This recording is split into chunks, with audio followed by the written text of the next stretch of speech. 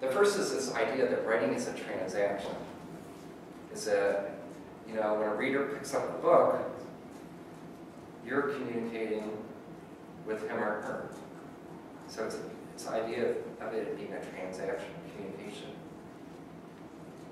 Not synchronous.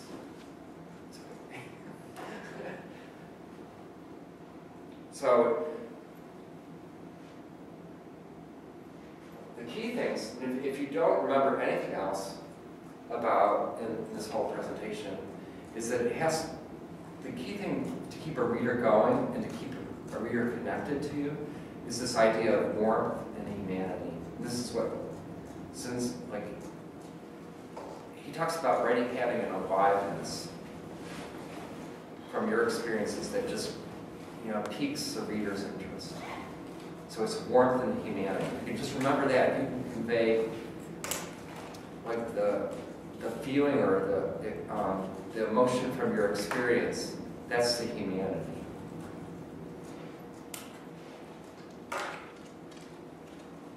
So it's keeping the reader connected and interested and reading the next paragraph.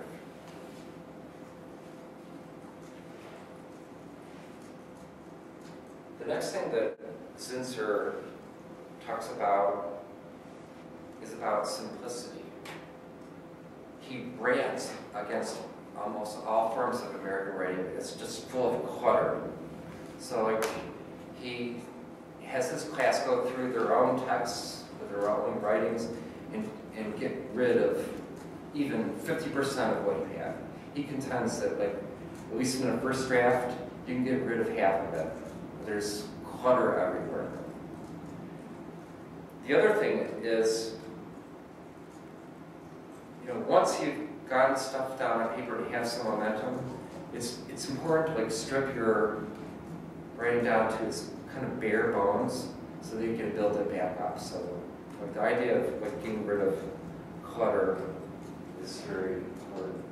So here's my little image of weeds. So I think of it as weeds. So you want to keep the good stuff, the iris here. You want to get rid of the weeds.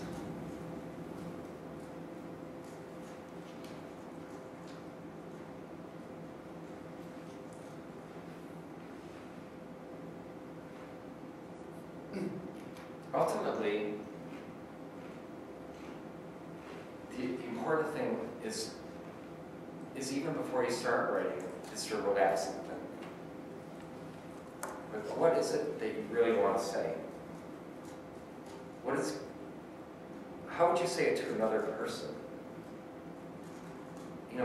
What is your own identity and what are your positions? What are your beliefs? What are your values? So these are things to think about right at the outset.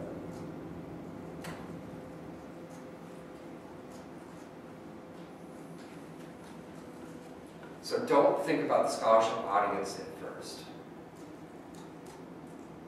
I differ a little bit with Zinsser, especially with scholarship writing.